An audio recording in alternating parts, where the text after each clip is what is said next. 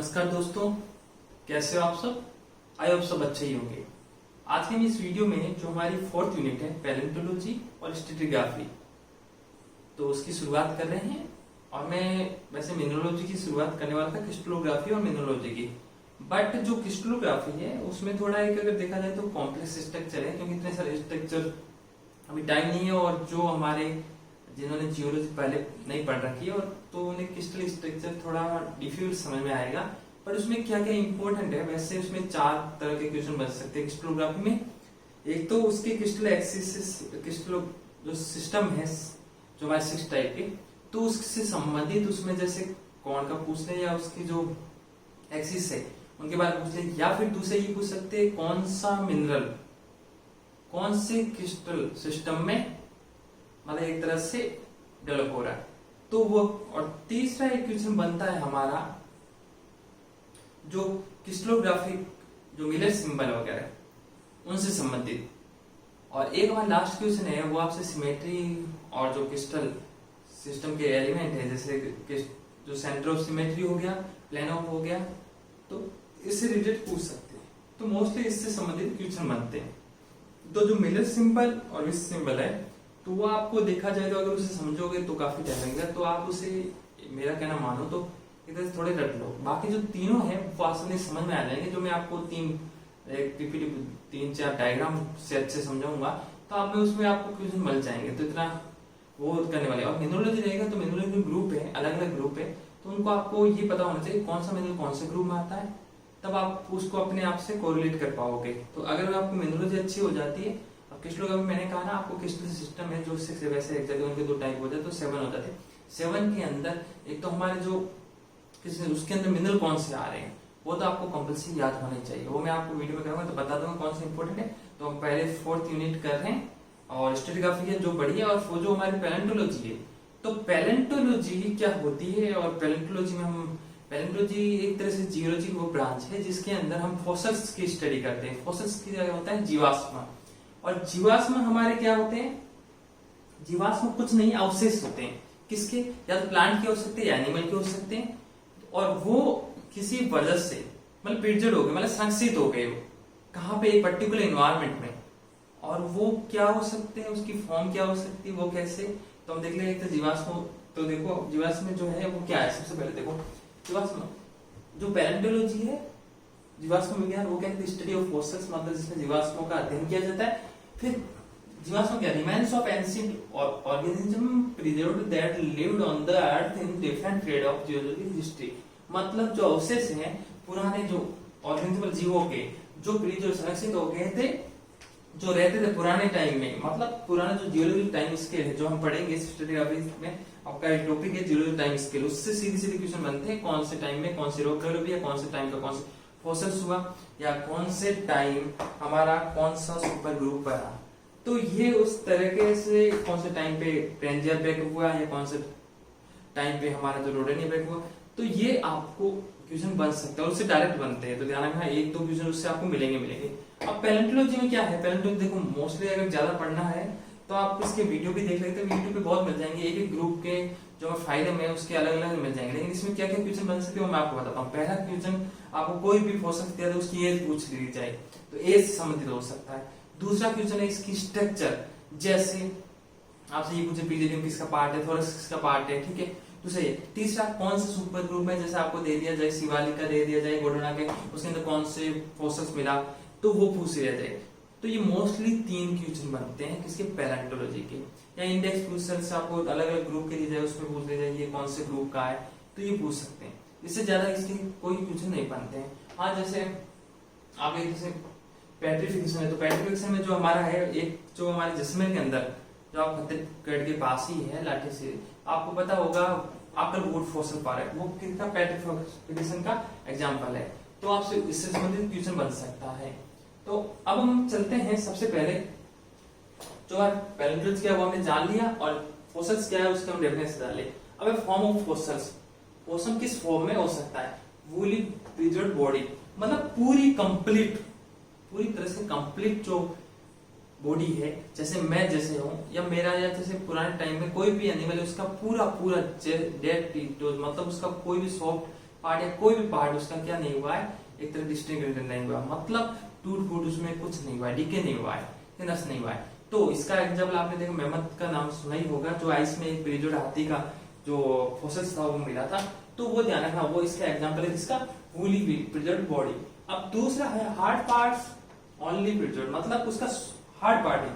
Hard part मतलब जैसे hard part में क्या स्केलेटल ढांचा हो गया, जैसे शरीर का कंकाल हो गया, तो वो अगर प्रिजर्व हो रहा है। और उसके अंदर दो चीजें हैं, एक तो है परफेक्टली अनचेंज, मतलब जो हमारा हार्ड पार्ट है वो पूरा पूरा जैसे जो हमारा स्केलेटल कंकाल है वो पूरा पूरा जैसे वैसा मिल रहा है, कोई चेंज नहीं हुआ है। दूसरे तरफ पार्शली और टोटली अल्टर्ड, मतलब यहाँ तो आधा उसमें बदलाव हो गया, मतलब जो मिनरल है वो किसी वजह से रिप्लेसमेंट हो गई हो, जो या फिर आधा, मतलब या तो पूरी तरह पूरा हो गया, मतलब इसके अंदर अगर कैल्शियम कार्बोनेट उसके सिलिकेट हो गई हो या किसी वजह से, तो वहां पे क्या होगा, वो पूरा हो जाएगा। तो ध्यान रखना इसके द्वारा केमिकल रिप्लेसमेंट द्वारा, और इसमें ओरिजिनल कंपोजिशन जैसे कैल्शियम कार्बोनेट था वो क्या बन गया, सिलिसाइड हो गया या ऑक्साइड हो गया, फेरस ऑक्साइड। ठीक है, तो ये दोनों ध्यान रखना, ये दोनों हो गए हमारे जो hard parts only preserve, hard parts है और सर्च के दौरान ओनली दो, ध्यान रखना। अब एक तीसरा मोल्ड्स, कास्ट एंड इम्प्रिंट्स। अब इम्प्रिंट छाप हो गई एक तरह से, मोल्ड और कास्ट में क्या होता है, कोई भी जैसे फॉसिल से वो प्रिजर्व हुआ, प्रिजर्व होके उसमें क्या हुआ, किसी वजह से जो प्रिजर्व फॉसिल, जैसे इसको समझ लीजिए आप ऐसे, मान लीजिए कि ये फॉसिल्स है, ये प्रिजर्व हो गया। प्रिजर्व मतलब एक तरह से सुरक्षित हो, किसके बीच में, आप रोक के बीच में मान लो, किसी वजह से एलिमेंट के बीच में। अब क्या हुआ, ये अंदर का जो था, जैसे ये मान लो कैल्शियम कार्बोनेट का बना है, तो ये पूरा कैल्शियम इसने अंदर से, मतलब पूरा किसी वजह से केमिकल के रिएक्शन वजह किसी वजह से अंदर से पार्ट पूरा खाली हो गया, एक तरह से क्या हो गया, मतलब खाली है, होलो स्ट्रक्चर रह गया, कैविटी रह गई, तो ये क्या कहलाएगा हमारा मोल्ड्स। और अगर किसी वजह से इसमें सेकेंडरी जो मिनरल है उसकी वजह से इसमें भर के अगर पूरी तरह भर जाता है, जैसे कैल्शियम या सिलिकेट और कुछ भी भर गया, कि पूरा जैसे भर गया किसी वजह से, मिनरल की वजह से, तो ये क्या कहलाएगा हमारा कास्ट। ध्यान रखना, ये हमारे मोल्ड और कास्ट हो गए। अब इम्प्रिंट छाप होती है जो किसी की भी हो सकती है, ठीक है, तो छाप हुए चाहे पद चिन्ह हुए, पद चिन्ह मतलब जो हमारे पैर है वो पद मिल रहे हैं, और कोई अगर पद चिन्ह जैसे स्ट्रक्चर देखा जाए तो ऐसे ऐसे इम्प्रिंट के जैसे ये पद चिन्ह है, और ये इंस्पिट माना कि कोई भी लेयर जमा हो जाती है और ये कई रोग के बीच में एकदम प्रिजर्व हो जाते हैं, जब रोग टूटते तो ऐसे दिखते हैं ट्रेल, वो क्या कराएंगे, ट्रैक एंड ट्रेल, ठीक है, पद एवं पद चिन्ह। अब कोप्रोलाइट और कास्टिंग, कोप्रोलाइट कास्टिंग क्या होते हैं, जो हमारे जीव जंतु हैं उनके जो अवशेष होते हैं, अपशिष्ट पदार्थ, ठीक है, जो मल, ये अगर डिपोजिट हो जाते हैं तो वो कहलाएंगे कोप्रोलाइट एंड कास्टिंग। बुरो, बोरिंग एंड ट्यूब, ये क्या होते हैं, जो हमारे जीव जंतु है वो कोई अगर बिल बना के रहता है रॉक में, कोई अगर एक तरह से देखा जाए नलिका का बना के रह रहा है, तो ये सब क्या कहलाएंगे, अगर ये जमा हो जाते हैं पुराने टाइम के और हमें मिलते हैं तो ये क्या कहलाएंगे, बुरो, बोरिंग एंड ट्यूब। अब है कार्बोनाइजेशन। कार्बोनाइजेशन में आप देख लो एग्जांपल, जो हमारे कोल है वो किसके एग्जांपल है, कार्बोनाइजेशन का। कोल एक तरह से फॉसल के अंदर का, क्योंकि प्लांट के फॉसल्स हो गए एक तरह से मान लिया जाए। और जो हमारे जो ऑयल है, ये इसे हम फॉसल फ्यूल भी कहते हैं, आपको पता है फॉसल फ्यूल भी कहते हैं। तो अब देखो इसमें कुछ नहीं है, बस आपको ये है कि कोई भी पुराने टाइम के, जो पुराने जियोलॉजिकल टाइम पास्ट हिस्ट्री में कोई भी प्लांट की या एनिमल की कोई भी ऐसी छाप मान लो, कोई भी उसका अवशेष मान लो, जो हमें उस टाइम के वातावरण के बारे में क्या बताता है कि वहाँ कैसा वातावरण था, वहाँ के एनिमल क्या थे। जैसे पुराने टाइम में जो बिल है या नलिका वो मिल रही है, तो यहाँ अभी प्रेजेंट टाइम के बिल से उसका क्या मिलाप करते हैं कि अच्छा ये उस अमोनाइट्स ग्रुप की हो सकती है, या फिर ये ट्राइलोबर्ट्स की हो सकती है, या ऑर्थोपोडा किसी चीज की, तो आप उससे मिलाप करते हो। तो मतलब एक फॉसिल्स हमें क्या देते हैं, एक तो हमें इंफॉर्मेशन देते हैं कौन से टाइम के ये पल, कितने टाइम पुराने ये रोग, यह चट्टाने हैं, ये पुराने टाइम के जो एनिमल्स है या पुराने टाइम के प्लांट है, या उस टाइम कौन सी कंडीशन रही होगी, उस टाइम आसपास का एनवायरनमेंट वो कैसा रहा होगा, वहां प्रेशर टेम्परेचर कंडीशन कैसी, मतलब एक तरह से जियोलॉजिकल हिस्ट्री है उसके बारे में ये पन्ने एक तरह खोलते हैं, एक तरह से मान लो उनकी हिस्ट्री को उजागर करते हैं। तो चलो अब हम बात करते हैं आगे। अब है प्रिजर्वेशन ऑफ फॉसिल्स। जो फॉसिल्स है उसका अगर संरक्षण मान ले तो वो प्रिजर्वेशन मतलब एक तरह प्रिजर्वेशन का आप संरक्षण मान लो, कुछ भी मान लो। तो ये क्या है कि मतलब कैसे होता है, तो इसका देखो, इसके लिए क्या होना चाहिए, पहले तो position of hard part, position of hard part मतलब जो हार्ड पार्ट रखना चाहिए, मतलब वो फोर्सेस है वो हार्ड पार्ट होना चाहिए, क्योंकि सॉफ्ट पार्ट क्या होता है वो जल्दी डीके हो जाता है, डिकम्पोज हो जाता है, और हार्ड पार्ट है वो डीके डिकम्पोज होने में काफी टाइम लगता है, तो इसलिए हार्ड पार्ट होना चाहिए।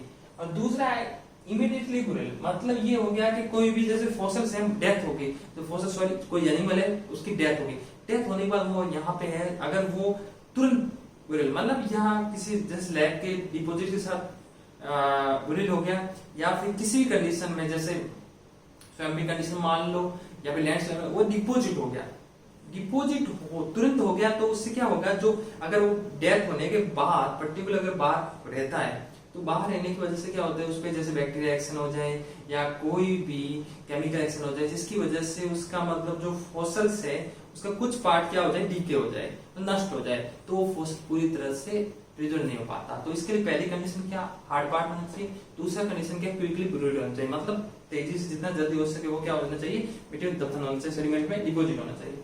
अब सूटेबल एनवायरनमेंट, अब सूटेबल एनवायरनमेंट का मतलब यहाँ है no destructive chemical agent are present, मतलब कोई भी जहाँ एनवायरनमेंट है अगर वहां पे अगर केमिकल एजेंट अगर मौजूद हुआ तो वो क्या करेगा, डीके कर देगा, डिजोल्व कर देगा, मतलब जो हमारा जो एनिमल है उसकी डेथ बॉडी है तो उसे क्या नष्ट कर देगा पूरी तरह, तो हमारा फॉसिल डेवलप नहीं हो पाएगा। तो ये 3 कंडीशन है, ध्यान रखना ये चीजें होनी चाहिए। अब इंडेक्स फॉसिल हमारा है, इंडेक्स फॉसिल क्या होता है, index fossil is a species that is recognisable and that existed for a short period but had a wide geographic range, मतलब यहाँ से बस इतना समझ दो कि शॉर्ट पीरियड मतलब कुछ टाइम के लिए थे, और वाइड मतलब बहुत ही बड़े पैमाने पे बहुत ही बड़े एरिया फैले हुए थे, और उसको हम कोरिलेट करके बाकी फोर्सेस की एज निकालते हैं, तो और तो उन्हें हम क्या कहेंगे, इंडेक्स फोर्सल कहेंगे, तो ध्यान रखना। तो ये इसके एग्जांपल ट्राइलोकाइड ग्रुप के, एमोनाइट्स के हो गए। तो ये क्या है हमारे इंडेक्स फोर्सेस की डेफिनेशन, देखो इंडेक्स फोर्सल की डेफिनेशन पूछ सकते हैं, ध्यान रखना, शॉर्ट आप ये सकते हो शॉर्ट पीरियड या short geological time but have a wide geological range, मतलब उनका विस्तार बहुत ज्यादा था लेकिन उनका टाइम पर्टिकुलर कम था, कुछ टाइम के सीमित समय के लिए, लेकिन उससे हम रिलेटेड बाकी जो फॉसिल उनकी एज निकाल सकते हैं, और इनसे हम जो लोग चट्टाने पुराने टाइम की कितनी है उनकी भी लोग, क्योंकि पुराने चट्टानों जितने जो फॉसिल रहता है उसके अकॉर्डिंग ये फॉसिल अच्छा इतना पुराना है, तो उनके द्वारा हम उनकी एज भी निकाल सकते हैं। तो ये हमारे हैं। अब इसमें मैंने बताया इंपॉर्टेंट है आपके इंडेक्स फॉसिल से, इससे संबंधित क्वेश्चन बन सकता है, ध्यान रखना, इसकी पूछ सकते हैं। बाकी अगर इनमें देखा जाए तो आपको मैंने एक कह दिया, जो पेट्रिफिकेशन है इसका आकलवुड फॉसिल फारक है जो वो पूछ सकते हैं, कार्बोनाइजेशन का जो कॉल है, और मोल्ड और कास्ट आपसे इससे क्वेश्चन बन सकता है। बाकी इससे कोई इसकी ज्यादा क्वेश्चन की कोई ज्यादा है नहीं, आप वैसे अगर बीएस लेवल का कोई शॉर्ट पूछ ले तो आपसे पूछ सकते हैं, पैलेंटोलॉजी या फॉसिल्स क्या है तो उससे पूछ सकते हैं। अब आपके इसके इसमें इंपॉर्टेंट कौन क्वेश्चन कहां से बनेंगे मैं आपको बता रहा हूँ, चलो चलते हैं, आप देख लो आप अच्छे से। चलो इसमें बीच में एक तो आपसे जो एज है वो पूछ सकते हैं, दूसरा पार्ट, किसी ग्रुप का पार्ट पूछ ले, ये कौन सा पार्ट का, ध्यान रखना।